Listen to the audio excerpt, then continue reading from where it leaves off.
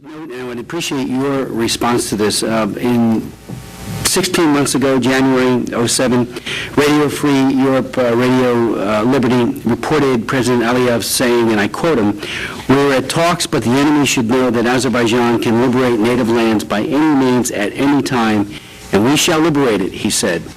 On October 22nd, just a few months ago, 07, Reuters reports that Azerbaijan is increasing its defense budget by nearly 30%, and that Aliyev vows, and I quote, "Azerbaijan must be ready to liberate its lands by any means."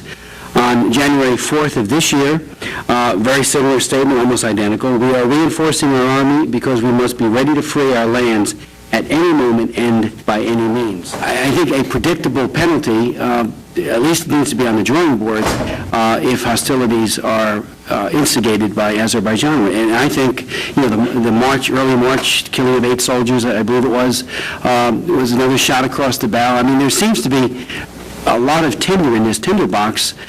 He keeps making these statements, and if somebody says they're going to hit me, I get ready and get into a more defensive mode, and they don't say, because now you're not going to sucker punch me. And I'm very worried about what's going on here, and I know you are too. Yes. But I don't think the idea that there will be all-out chaos and bloodshed, maybe that's not as meaningful to Azerbaijan at this point. You know, they look at Kosovo again and say, you know, we don't like what happened there.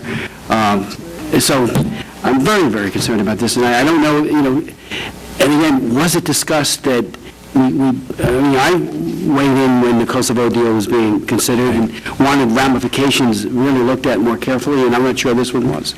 Okay, it was actually. I mean, at least I was thinking it through with my team, Caucasus team. And the fact of the matter, as you're alluding to, is that actually the territorial integrity is an international legal principle. It is a legal principle. So there is... Yeah, no, right, exactly. But what I'm getting at is we very much understood and appreciate why Azerbaijan has reacted as negatively as it has, or, well, as negatively as it has to Kosovo.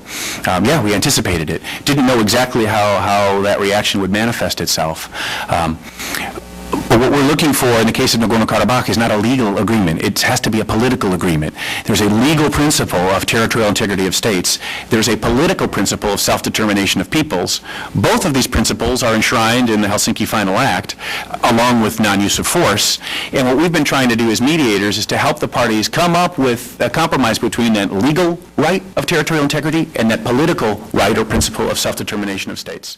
You can follow what clear and totally broadcast in advance penalty would Azerbaijan suffer if it initiated hostilities? Penalty, I wouldn't want to speculate on that because all the various scenarios are so unpredictable. What I can say is I think it's clear that any resumption of armed hostility in and around Nagorno-Karabagh would be tragic for everybody.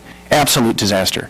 I don't know who the heck knows what the outcome would be of the fighting, but as I said before, I think any fighting would lead to a perpetuation of the current situation.